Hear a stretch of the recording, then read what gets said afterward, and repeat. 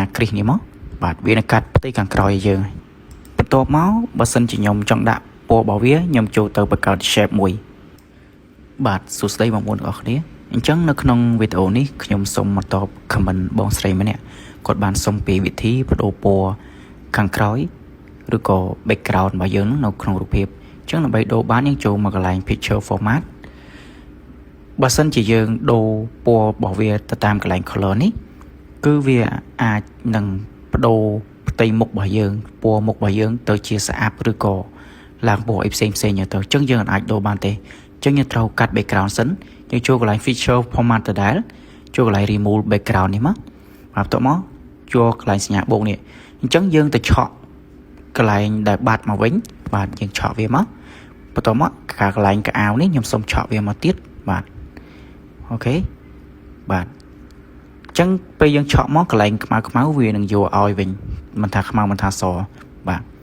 អញ្ចឹងវាឆក់ឲ្យយើងហើយអញ្ចឹងយើងបានប៉ុណ្ណឹងហើយយើងចុចកន្លែងសញ្ញាគ្រីសនេះមកបាទវានឹងកាត់ផ្ទៃខាងក្រោយឲ្យយើងបន្ទាប់មកបើសិនជាខ្ញុំចង់ដាក់ពណ៌របស់វាខ្ញុំចូលទៅបង្កើត shape មួយចូលមកកាន់ insert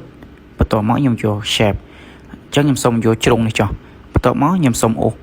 ប៉ុណ្ណឹងផ្ទៃរបស់រូបភាពរបស់យើងនឹងមកបាទខ្ញុំអូសមកអូខេអញ្ចឹងបន្ទាប់ពីបានប៉ុណ្ណឹងហើយខ្ញុំចូលមកកាន់ shape format ដដែលយកកន្លែងនេះដើម្បីបដូរពណ៌របស់វាអញ្ចឹងឧបមាថាខ្ញុំដាក់ប្រផេះចុះបាទអធិស្ឋានដាក់ប្រផេះអញ្ចឹង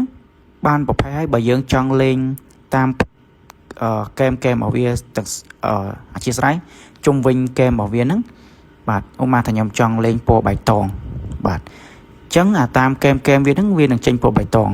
បន្ទាប់ពីបានប៉ុណ្ណឹងហើយយើងឃើញថា shape របស់យើងគឺស្ថិតនៅលើរូបរបស់យើងអញ្ចឹងដើម្បីដាក់ឲ្យវាទៅខាងក្រោយរូបរបស់យើង select មកស្ដាំលើវាមកបន្ទាប់មកយើងចូលទៅកាន់ send to back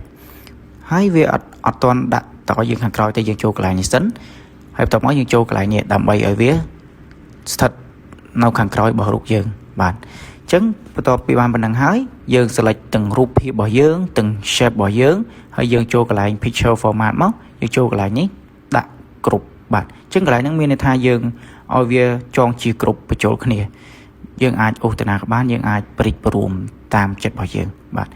អញ្ចឹងសូមអរគុណសម្រាប់ការតាមដានបើសិនជាមានចម្ងល់